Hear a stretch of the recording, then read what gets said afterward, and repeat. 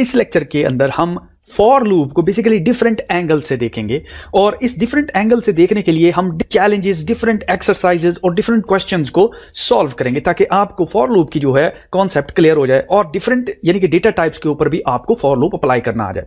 तो सबसे पहली एग्जांपल हम एक सॉल्व करते हैं कि हम एक बेसिकली सम कैलकुलेटर बनाते हैं कि उसको एक जब लिस्ट दी जाती है तो वो उसका आपको सम कैलकुलेट करके देता है और वो हम बेसिकली अपना फॉर लूप लिखेंगे, अपना कोड लिखेंगे।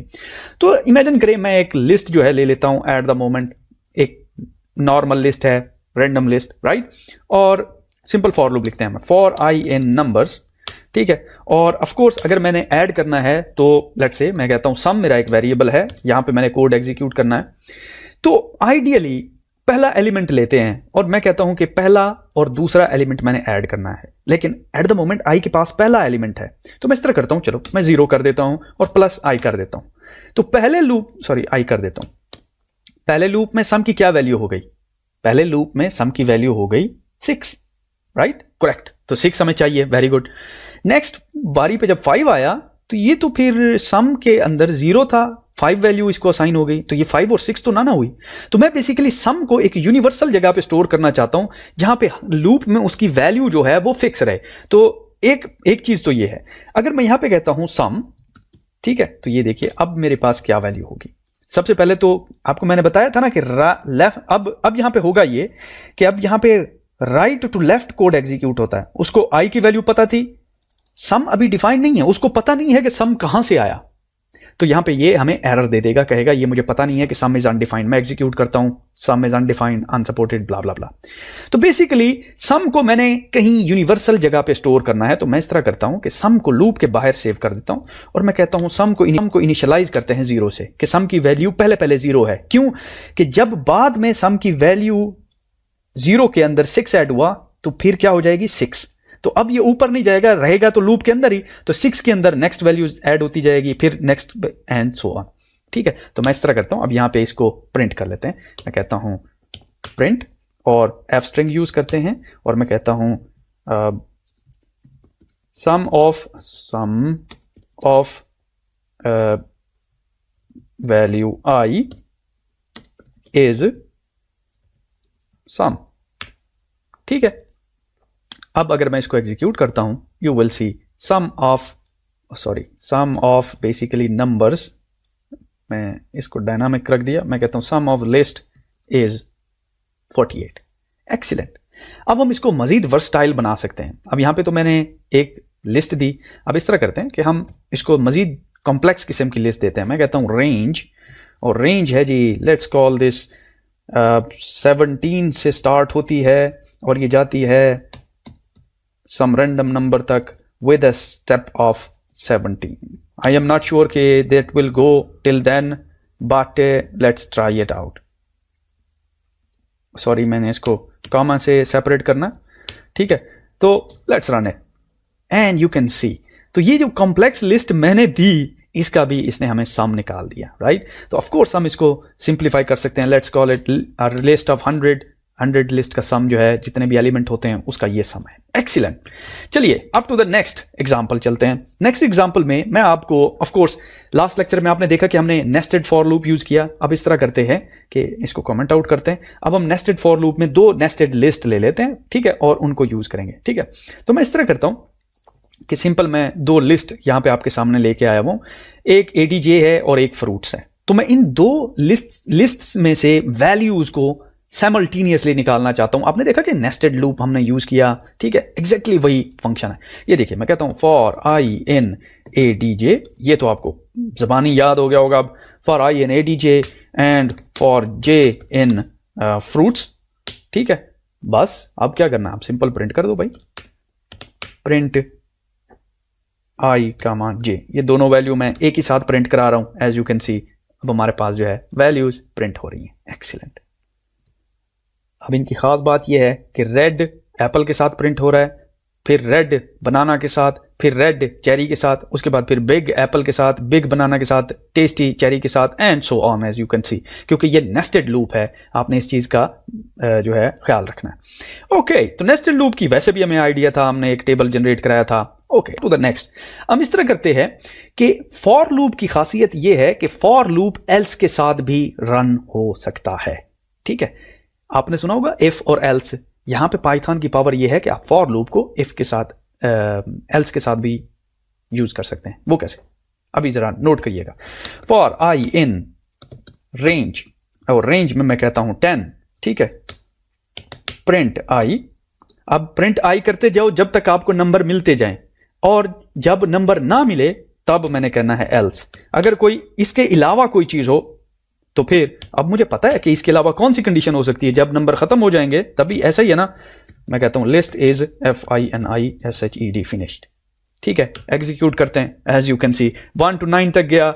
आखिर में जब कोई उसको नंबर नहीं मिला तो बजाय लूप को क्लोज करके ऐसे हमें हमारी शक्ल देखने के, उसने एल्स कंडीशन को एग्जीक्यूट किया। यानी कि जब तक ये वैल्यू ट्रू होती रहेगी ये कोड एग्जीक्यूट होता रहेगा वैल्यू, और जब तक ये वैल्यू खत्म हो जाएगी, ये आई एग्जिस्ट नहीं करेगा लिस्ट के अंदर, तो फिर ये एल्स वाली स्टेटमेंट एग्जीक्यूट हो जाएगी। ऐसा ही है ना। एक्सीलेंट। तो चलिए इस तरह करते हैं कि एल्स की एक और एग्जांपल देख लेते हैं। ओके, तो ये जो एल्स की एग्जांपल है, लेट्स से मैं अगेन, ये हमारे पास जो है एप्पल चेरी वाले फ्रूट पड़े हुए हैं, इसको लगा लेते हैं। मैं कहता हूं जब तक फ्रूट मिलता रहे, ये देखिए, for I in fruit, sorry fruits, FRUITS fruits, ठीक है, प्रिंट आई, ठीक है, प्रिंट आई करते रहो। अगर कोई और चीज इसके अलावा तुम्हें मिले, आई के अलावा, तो कहो I ate all the fruits, right, fruits enter किया। As you can see cherry banana, apple banana cherry तक आया, जब लिस्ट में खत्म हुए तो एल्स वाली स्टेटमेंट जो है वो एग्जीक्यूट हो गई। तो इसका मतलब ये है कि जब तक ये स्टेटमेंट चलती रहे, जब तक लिस्ट रहेगी, आई को वैल्यू मिलती रहेगी, ये लूप रन होता रहेगा।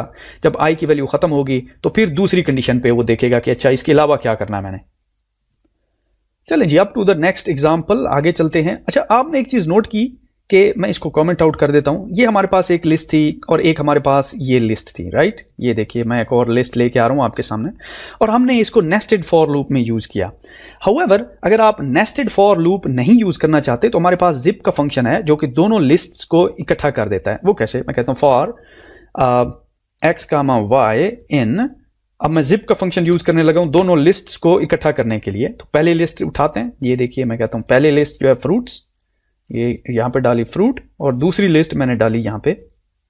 तो अब मैं दो लिस्ट को साइमल्टेनियसली जो है आपके सामने एग्जीक्यूट कर रहा हूं, प्रिंट कर रहा हूं उसको, और यहां पे मैं कहता हूं प्रिंट x, y, और यहां पे देखिए मैं इसको एग्जीक्यूट करता हूं। एज यू कैन सी, अब ये दोनों लिस्ट जो हैं ये इकट्ठे एग्जीक्यूट हो रही हैं।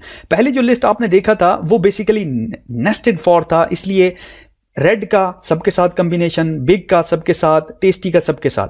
हाउएवर, इसमें हमने दो लिस्ट को इकट्ठा करके बेसिकली प्रिंट करवाया एंड अनपैक करवाया, राइट। अब जरा यहां पे एक छोटी सी चीज मैं आपको इंट्रोड्यूस करा देता हूं। इमेजिन करें आप इसको अभी प्रिंट नहीं करना चाहते और इसको रिमूव कर देते हैं, तो ये बेसिकली एक एरर है कि फॉर लूप रिक्वायर करता है आपसे कि कोई कोड आप उसको एग्जीक्यूट करने के लिए दें। अगर नहीं देंगे और इसको रन करेंगे, आपको एरर देगा, कहेगा सिंटैक्स एरर है। और बहुत सारी ऐसी सिचुएशंस होती हैं जिसमें आप कोड को बेसिकली एग्जीक्यूट नहीं करना चाहते, फॉर लूप को पॉज करना चाहते हैं, पास करना चाहते हैं फॉर द मोमेंट। तो इस कंडीशन के लिए आप सिंपल पास का कीवर्ड यूज कर सकते हैं। अब इसको एग्जीक्यूट करेंगे तो ये एरर नहीं देगा और ये कहेगा अच्छा पास, अभी तक मैंने कुछ नहीं करना, यहां पे आकर रुक जाना है, ठीक है, just to let you know. तो पास का भी हम यूज करेंगे। हाउएवर, पास सिर्फ वैल्यू को पास करने के लिए होता है कि अभी तक कुछ ना करो, स्टे वेयर यू आर। अच्छा जी, अब हम इस तरह करते हैं कि थोड़ा सा इंटरेस्टिंग काम करते हैं कि हम डिक्शनरीज को अनपैक करके देखते हैं कि डिक्शनरीज को किस तरीके से अनपैक करते हैं। तो इमेजिन करें कि मेरे पास एक डिक्शनरी है, बहुत ही सिंपल, और उस डिक्शनरी को मैं कह देता हूं डी, उसमें नेम है बॉब और उसकी एज है, सही है। अब अगर इस डिक्शनरी को मैंने अनपैक करना है तो आपको याद होगा मैंने अनपैकिंग के मेथड्स बताए थे। अगर डी के ऊपर मैं डॉट आइटम्स कॉल करता हूं, या फिर डी के ऊपर डॉट कीज कॉल कर सकता हूं, या फिर डी के ऊपर डॉट वैल्यूज कॉल कर सकता हूं, ठीक है ना। आइटम मुझे कीज और वैल्यूज दोनों देगा, अगर मुझे की चाहिए या वैल्यू चाहिए तो ये सेपरेटली मुझे ऐसे मिलेंगी। तो अब जरा आपने गौर करना है कि आइटम मुझे कीज और वैल्यूज दोनों देगा, तो मैं जरा इस डिक्शनरी को आइटम से अनपैक करने लगा हूं यूजिंग फॉर लूप। सबसे पहले मैं कहता हूं फॉर दो वैल्यूज की कामा वैल्यू इन किसमें, डी डॉट आइटम्स, क्योंकि आइटम्स हमें पता है कि दो वैल्यूज रिटर्न करता है, याद है ना आपको डिक्शनरी से। मैं इनको कमेंट करता हूं। तो अब ये दो वैल्यूज रिटर्न हो गई, ये वैल्यूज दो रिटर्न हो गई। अब सिंपल आप प्रिंट कर सकते हैं की कामा वैल्यू दोनों को एक साथ। अगर मैं इसको एग्जीक्यूट करता हूं, एज यू कैन सी, इसको हम कमेंट आउट कर देते हैं, आपकी डिक्शनरी जो है आपको थ्रू हो रही है। Name is equal to Bob, age is equal to 25। Of course अब ये dictionary you can have as big dictionaries as you want, it's totally no restriction. Okay guys, I apologize, my wife was on the call. तो चलिए हम इस तरह करते हैं कि एक और चैलेंज सॉल्व करते हैं डिक्शनरीज के हवाले से, क्योंकि dictionaries are little bit tricky. ठीक है, ओके गाइज, तो मैंने एक और डिक्शनरी क्रिएट की, ठीक है, और उस डिक्शनरी की का नाम है की1 और उसकी वैल्यू का नाम है दिस इज वैल्यू फॉर की1, एक स्ट्रिंग। ठीक है, ताकि आपको पता चले कि की और वैल्यू जो है वो साथ इकट्ठे आ रहे हैं। उसकी रीजन ये है कि हम इसके ऊपर थोड़ा सा मजीद एडवांस लेवल का काम करने लगे। तो इमेजिन करें कि अगर मैंने लेट से इसकी जो तरतीब है वो रिवर्स करनी हो, वो कैसे करूंगा। हमने रिवर्स का मेथड पढ़ा हुआ है, राइट। तो इस तरह करते हैं कि मैं इस डिक्शनरी की पहले की निकाल लेता हूं। ये देखिए, डिक डॉट कीज, डिक्शनरी की कीज निकल आई, तो इसका मतलब है मेरे पास की 1 2 3 टिल 7 आ गई हुई है। ठीक है, अच्छा, एक्सीलेंट। अब हम इस तरह कर सकते हैं कि इसको हम एक लिस्ट में कन्वर्ट कर सकते हैं, लिस्ट में, लाइक दिस। अच्छा, अब डिक्शनरीज की कीज आ गई 1 2 3 और वो लिस्ट में पड़ी हुई है। ठीक है, अब आपको पता है कि हम इन लिस्ट्स को सॉर्ट आउट कर सकते हैं। तो सबसे पहले मैं इस तरह करता हूं कि एल कह देता हूं is equal to list and keys, और इसको हम प्रिंट कराते हैं एल को, लेट टू सी कि हमारे पास जो है ये देखिए लिस्ट एक रिटर्न हो रही है कीज की। अच्छा, एक्सीलेंट। अब हम इस तरह करते हैं कि ये जो हमारे पास लिस्ट रिटर्न हो रही है, हम इसको रिवर्स सॉर्ट आउट करने लगे, रिवर्स करने लगे। रिवर्स करने के लिए क्या करते थे हम लोग, आपको याद होगा, अगर मैं कहता हूं SORT सॉर्टेड, और उसको देते थे हम लोग वो लिस्ट जिसको हमने सॉर्ट आउट करना है, इसमें L, और फिर हम उसको कहते थे कि हमने इसको रिवर्स करना है, तो रिवर्स के लिए हम कहते थे कि reverse is equal to true. ठीक है, तो अब ये क्या किया इसने, कि लिस्ट को सॉर्ट करके रिवर्स कर दिया, और इस वैल्यू को मैं लेट से कह देता हूं L2, ये एक लिस्ट 2 हो गई है। अगर अब मैं इसको प्रिंट करता हूं L2 को, ठीक है, तो आपने गौर करना है कि ये 7 पहले आ गया, 6 बाद में, एंड सो ऑन। अच्छा, ये तो रिवर्स हो गई। अब ये किस तरीके से मैं इस रिवर्स की, फॉर एग्जांपल मैं चाहता हूं कि मैं की 1 2 3 ना दूं, बल्कि रिवर्स तरीके से कीज को उठा के उनकी वैल्यूज को उठाऊं। इसके लिए ऑफ कोर्स फॉर लूप की जरूरत पड़ेगी। तो ये देखिए, हम फॉर लूप लिखने लगे, सिंपल, वेरी वेरी सिंपल। मैं कहता हूं फॉर KEY की इन, और ये L2 जो है हमारा रिवर्स है, REVERSED, रिवर्स्ड की कहते हैं। ठीक है, और ये रिवर्स की है बेसिकली, कंट्रोल V। तो मैं इसको कहता हूं फॉर की इन रिवर्स की। तो बेसिकली अब रिवर्स की से मैंने वैल्यूज उठा ली। नॉर्मली जब हम की होती थी हमारे पास और डिक्शनरी की वैल्यू निकालते थे, तो क्या करते थे, डी को की देते थे ना उसकी। मैं कहता था ये डी है, अब इसकी मुझे कौन सी जो वैल्यू चाहिए, तो मैं कहता था कि हमारे पास जी की लेट से की 1 है, तो ये की 1 की वैल्यू रिटर्न करवानी हो, तो मैं यहां से फॉर एग्जांपल लिखता था ना स्टैटिकली की 1, तो ये मुझे बेसिकली प्रिंट कर देता था वैल्यू उसकी। ऐसा ही है ना, ये मैं कह देता हूं VALUE